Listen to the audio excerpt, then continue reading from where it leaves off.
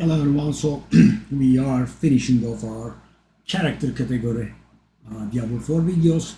Next up we have one of the most confusing and intimidating looking features, the Paragon bow. So guys, in Diablo 4, after hitting level 50, you get 4 Paragon points per, and you get 20, I believe? No? Oh, I did open the journey, eh? That's not what I meant to do. What was I going to do? I was going to take a look at the Paragon stuff, right? Okay, that's it. So as you can see, plus 4 Paragon points in 5 acts, that's 20, and 4 of the little shrines, which we will get to later on, give 4, so we have access to a total of 224 Paragon points, guys, when we reach level 100, and all of the renown is done, and all of the altars of Lilith are done at up to 224, right? And you start with a basic board, and you spend some points, and finally you arrive at the board attachment gate. And when you come to the board attachment gate, you click on it, right? And there will be a menu there which will allow you to pick a, I think I can demonstrate to you on another character. Yeah, these are just 2 characters I built for the achievement. Never progressed them, but as they are level 50, the Paragon board is accessible. And the reason I have 27 points is because of what I just said. I have the 3 points from here, 4 points from Altars of Lilith, and 20 points from having the renown done. Okay, let me just, I'm going randomly. Right? There is a glyph slot there. Let's grab it. And yeah, guys, so board attachment gate, I just got it. I click on it, and now I am being presented with 8 options. I can select and put the name. Shows you the legendary node in there, right? These are special stuff, mighty powerful, but it doesn't mean you always have to get it. And it also shows you the rare nodes in there. So what kind of nodes do we have? We have the normal basic nodes. They can give 5 of a random stat. That's what they generally do. Okay, for example, let's say Thunderstruck, right? And you can rotate it. So for example, guys, if you want to reach the glyph node ASAP and move on, then that's not a bad one. Or for example, if you want to move in the left hand direction, that's what you want to get to. But thing is, now the Thunderstruck is very far, right? If you want Thunderstruck, maybe this one would be better for you. This one is also not great either. So you just rotate it to your heart's content, right? They rotate 90 degrees each, so we then attach it, right? So what kind of nodes we have? We have the basic nodes, the normal nodes that give 5 to a stat, right? And these are useful in triggering the secondary bonuses. So for example, guys, this gives us 10% storm damage and 10 willpower, and it gives us another 10% storm damage if we get 230 accuracy, dexterity, right? And so the way that we get that dexterity is from our items that give us all stats. We are on a druid, so the main stat is willpower, or as I said, the Paragon board. So we have magic nodes that are a little bit better, 7 intelligence, or they do something interesting like 5% damage.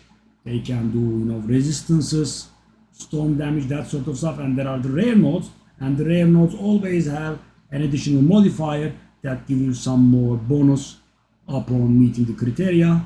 The strongest nodes are the legendary nodes, but they don't necessarily have to be good.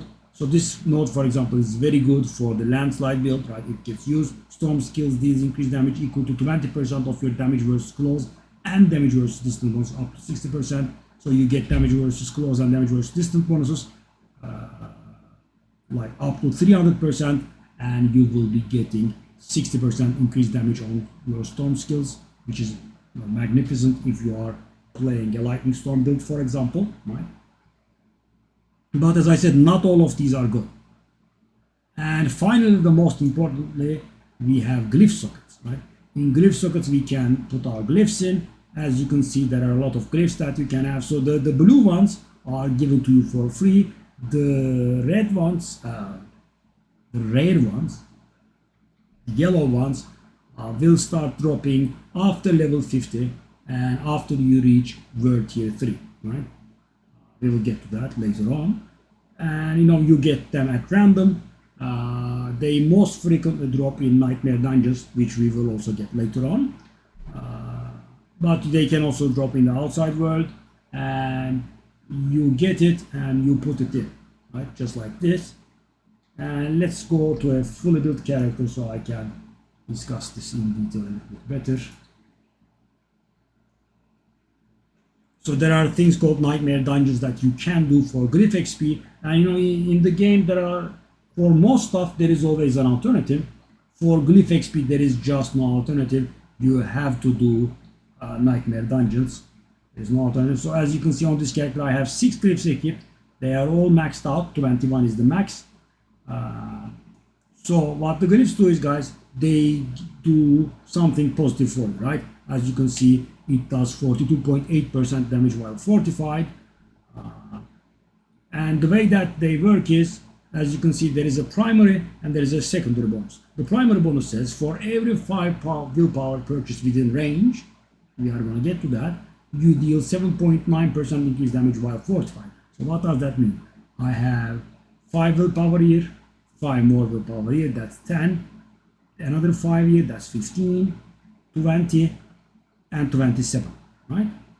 So I have 27 willpower, which will mean I will deal 42.8% while fortified. And the secondary bonus says, if you have purchased 25 willpower within range, you gain up to 10% damage reduction the more fortified you have, right? And when you are fully fortified, you get 10% damage reduction. So the thing is, these glyphs start from level 1, and when you earn glyph XP, you can invest that XP into the glyphs, right? Not regular XP, but glyph XP. And normally their range is, as you can see, radius size is, radius size is 4, as you can see. Let me just remove this. This is free, right? Let me just do this. As you can see, this one's radius is 3, and this willpower doesn't come in range, and this willpower, right? Because the radius is 3. So you need level 15 to get that, to trigger that radius increase, right? And so that means you have to start with a different setup and then update your setup afterwards, right?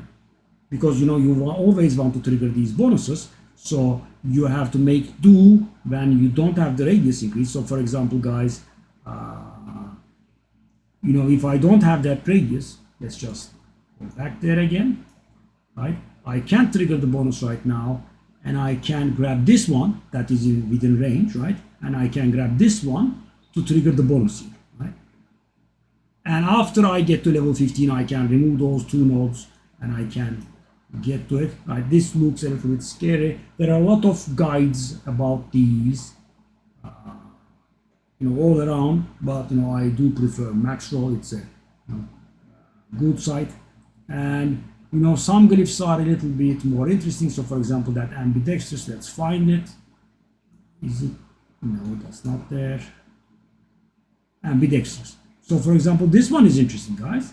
What it does is, it itself does nothing, but all magic nodes within range receive a 125% bonus. So instead of 2.2% damage reduction, this gives us 5.1% damage reduction from close enemies, right? Same. This is, instead of 7 willpower, it gives us 15, right? As you can see, but the rares do not receive that bonus. there are other glyphs that gives rare bonuses, and it has to be within rare, right? So that's how generally it goes. You also of course have to decide which glyphs you are going to use, and you should always be triggering the secondary bonuses. And sometimes, guys, take a look at this. Normally you would trigger the bonus at the base rate, right? I mean, as you can see, 40 out of 40 strength, 25 dexterity, 29 willpower, 29 and 27, right? I barely trigger the bonus on all of these except this, right? And this is a very rare thing, right? Going all in instead of just the bare bonus, because the thing is, guys, this is what the build's damage is. So this is a whirlwind build, right? And I did upload a video for this. So thing is, we actually don't deal our damage with whirlwind. It's a whirlwind barbarian, but when you do whirlwind, you spawn dust devils, and the dust devils are the thing that do your damage. So this is basically all damage for me, because all of my damage is being done by dust devils. So, and every strength that I have in radius increases my dust devil damage, which means every strength I have within my radius increases all of my damage. So I kind of go for all of the strength that are in radius, right? But this is very rare. I have like, I don't know, like 15 builds maybe up to so far, and I have never done this, right?